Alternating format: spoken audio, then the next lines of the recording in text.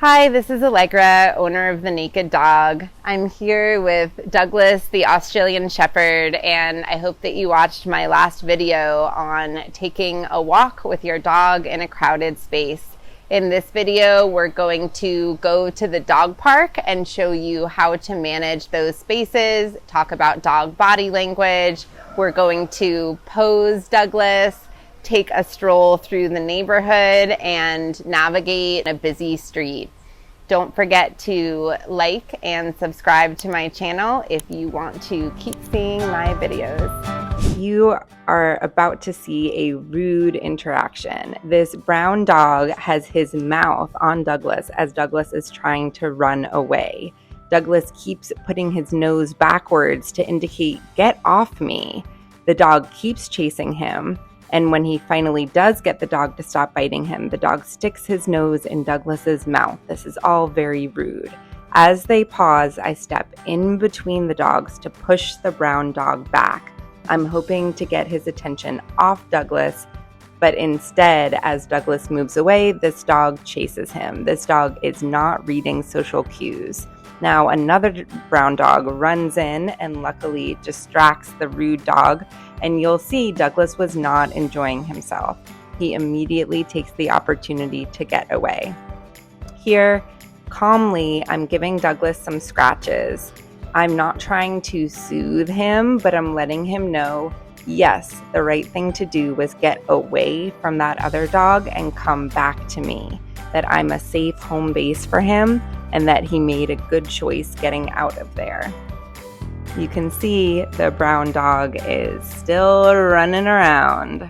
So a lot of fights happen when you're throwing a ball because the energy is amped, the dogs are in competition for something, and especially if you're throwing the ball in quick succession, they're not having a moment to pause and down-regulate, which is why I always take a deep breath, relax my body, ask for a sit, and make my dog wait between throws. And I'll just do a couple throws. I'm not trying to rapid fire fetch. Good job, Dougie. Come. Sit.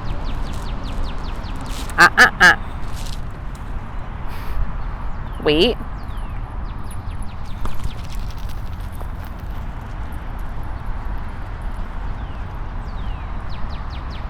Can you sit? Wait. Sit.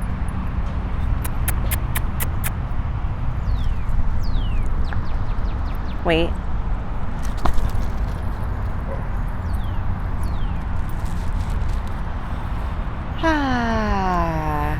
So here we have our sweet little excited pit jumping on more people.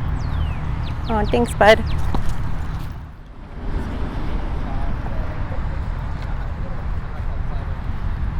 So whenever we do rapid fire fetch, we're keeping the energy amped, and we're more likely to have a problem. So the Spaniel, who is the third most excited dog here, bumped into Douglas, and Douglas appropriately corrected him. I said because I didn't want it to go further. But when someone bumps into you and you're like, hey, watch out, you're not wrong.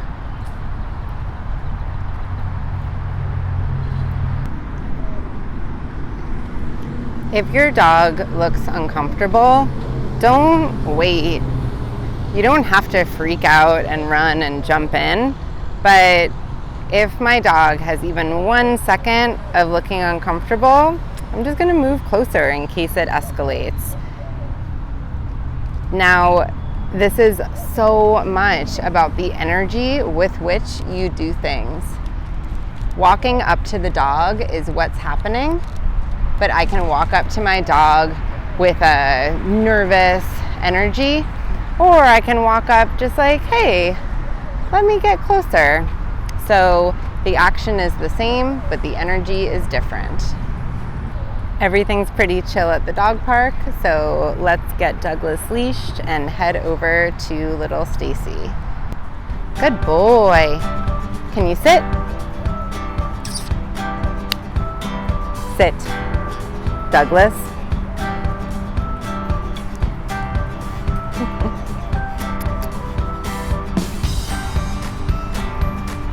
You ready? Leash. Good boy. Okay, let's go. While you're leashing your dog, another dog doesn't need to be up in your space. It would have been pretty easy for me to continue with what I was doing, but instead I paused, like the way you would pause a private conversation if someone approached. I waited to see if that dog would take the cue, and when he didn't, all I did was this. I just bent my knee a little bit into him, and he took the cue from there. Good boy.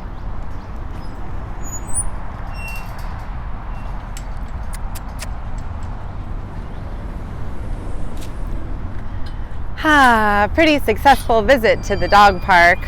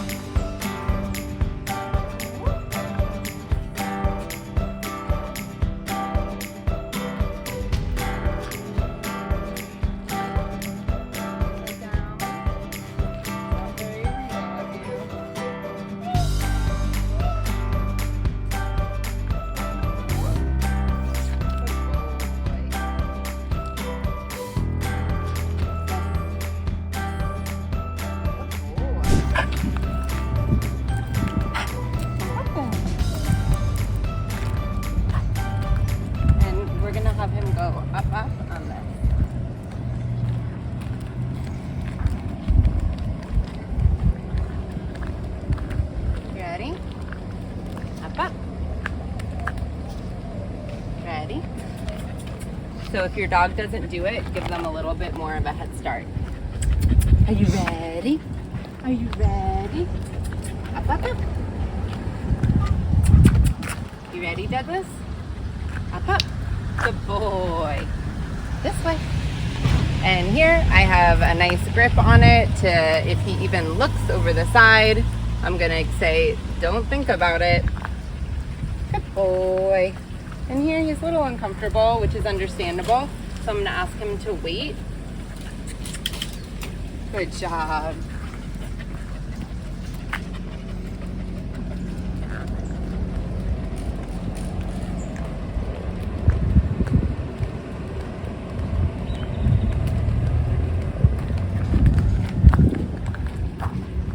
So we're coming into a little field where sometimes I let dogs off leash. So I thought to myself, oh, hey, this would be a good place to let him off leash. Interestingly, I'm deciding against it because he is actually too tired. Sometimes dogs have too much energy to be safe off leash, but when a dog is this tired, sometimes they don't listen because they don't have the energy, or they're trying to tell you, dude, I'm exhausted. So sometimes I'll be somewhere and I think, hey, this is a great opportunity to XYZ, but then I play it out in my mind and I play out kind of the worst case scenario of, well, is there anyone else here? Is there anything dangerous in the environment? Can I call my dog back? Are they gonna stay in a heel? Are they gonna listen? So when I game those questions out in my mind, And I think to myself, you know what? He's so tired. I just don't feel like he's going to listen to me enthusiastically and reliably. So I can say it's not worth it. And that is definitely one of the big differences of being a dog trainer versus a dog owner. The fact that I pause to ask myself those questions, and the fact that I've been doing this for so long that without actually having the experience, I'm pretty sure I know the answers to those questions, and I can just sidestep a situation that might be dangerous or difficult. Oh, I got some good distractions. So whenever I see distractions coming, the first thing I do is take a deep breath and get relaxed.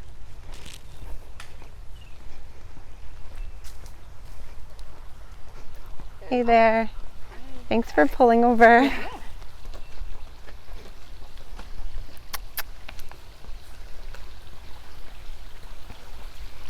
So when you see water like this, it can be tempting to let your dog have a drink. I would not do that. This water is runoff from the city. It's drainage water. What's better sometimes than letting your dog have a drink is letting them stand in the water and get the pads of their feet wet. Don't do this if the pavement is hot, because their wet paws combined with the hot pavement can actually create steam that will hurt the pads of their feet. But if it's cool and overcast like this, well, kind of cool, getting their feet wet can be as effective in helping them cool as drinking water. Whatever you do, don't put water on their back. If you really want to put it somewhere, you can do it on their chest and belly, and like I said, their paws.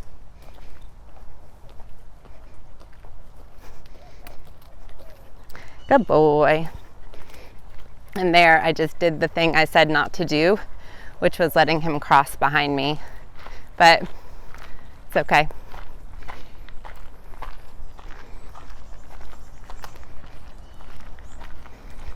And I'm so glad I get to share some of Austin's beautiful spaces with you. This is truly a really great city to walk your dog, especially if they're a good dog. Good boy. Hey there.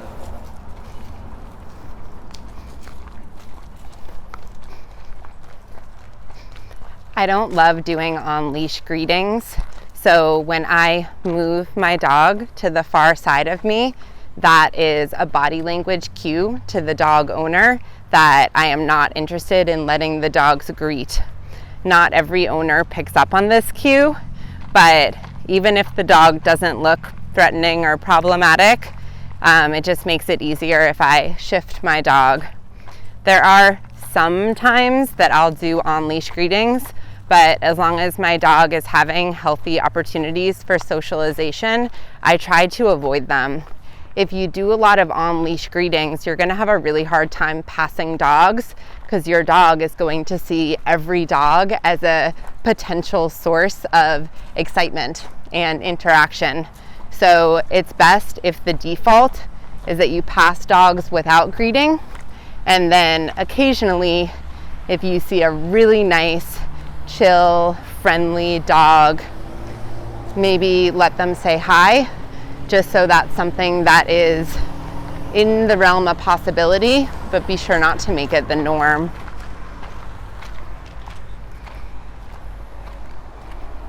So we have a crosswalk here, but I want Douglas to have the experience of waiting, and I want to be sure the car is going to stop.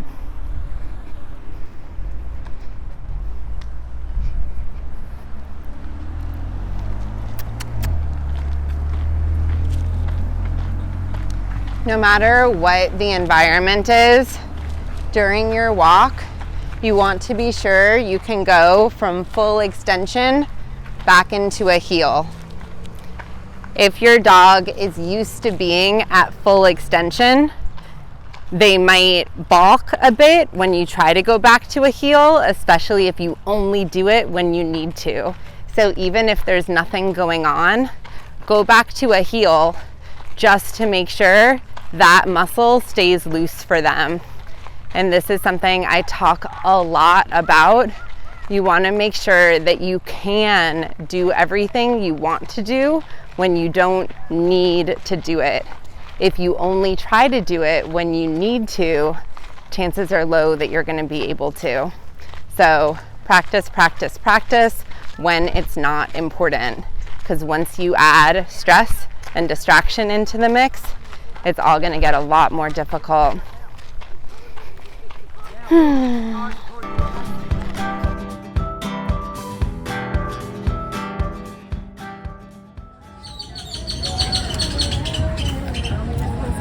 Yeah.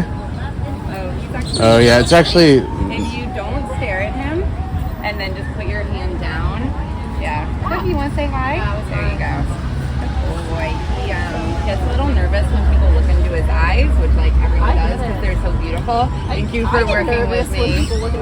I know. Thank you. Yeah. This is actually not Howdy, by the way. Oh, it's not. No. So I know you're probably confused. You're a little boy. Yeah, Howdy's probably more normal. Good boy. Good boy. Yep, that's good. Good job. Yeah, see, just that one little difference is huge. It probably makes a world of difference. It's a big difference. It's crazy, like, that you figured out. What was making it nervous? Yeah, it's those beautiful. I actually am a dog trainer, and I worked with another dog who was terrified. And I saw him, like, we were all walking, we passed a lady on the trail, and he like cowered. And then she said, oh, he has beautiful eyes. And in that moment, I was like, oh, like that's what's happening. Like he thinks everyone's threatening him because they're staring into his eyes. Trying to intimidate or feels intimidated. Exactly, but really they're just like, oh, your eyes are gorgeous, you know? Yeah. Oh, So funny. so good. I know, so spread the word. Because I'm sure a lot of people, you probably have to repeat yourself a lot. And everyone like wants the blue-eyed dogs. Oh, yeah. But I'm like, it's a hard life for a blue-eyed dog. He's a good one. Yeah, sweetie. He's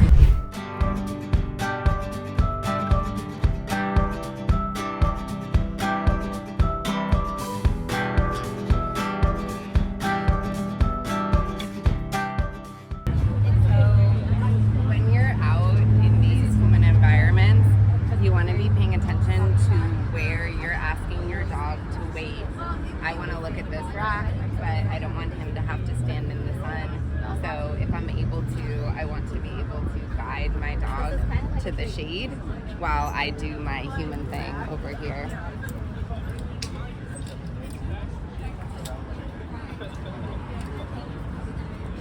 Douglas and I are walking down South Congress Avenue in Austin on a busy Saturday morning.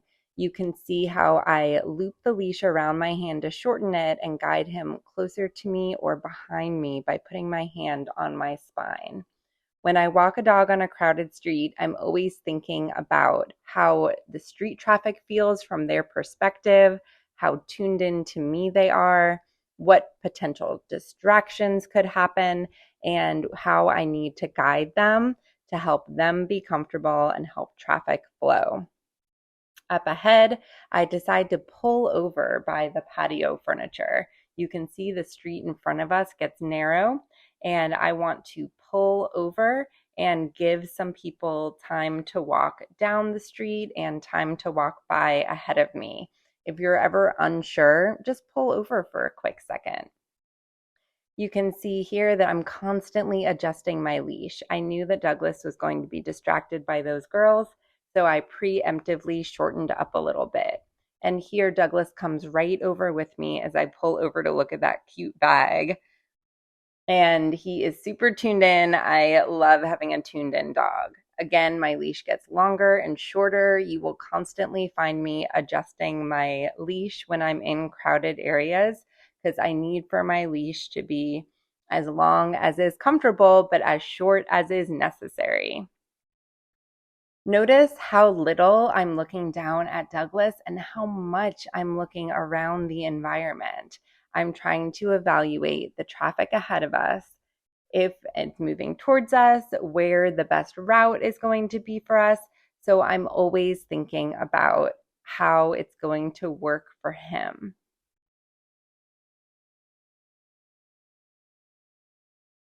Douglas is doing awesome, staying behind me, and I'm giving him a very clear cue there with my leash. I want to be sure that it's long enough to give him room to walk where he won't be hit by my heels, but also short enough to where I can easily guide him. If you notice that your elbow is bent or your shoulder is raised, that means that your leash is too long. So just choke up on it a few inches. Adjust the leash, not your posture.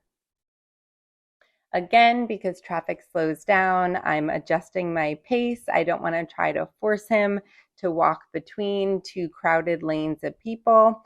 So we're going nice and slow, and I'm just evaluating the street around us. This is why it's important that your dog can regulate their pace. It's nice to walk fast when you can walk fast, but sometimes you can't.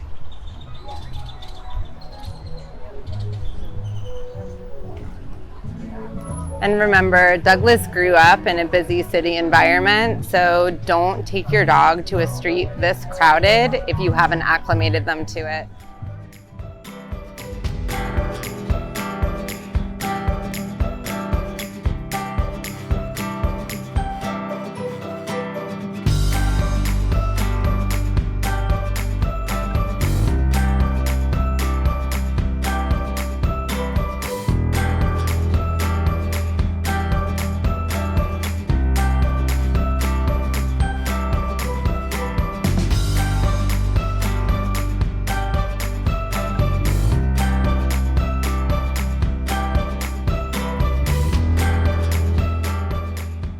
And up ahead, I'm going to pull over. So watch and see the cue that I give to Douglas. Here, we're loose. And then I do a tiny pulse on the leash, and he comes along with me like a good boy.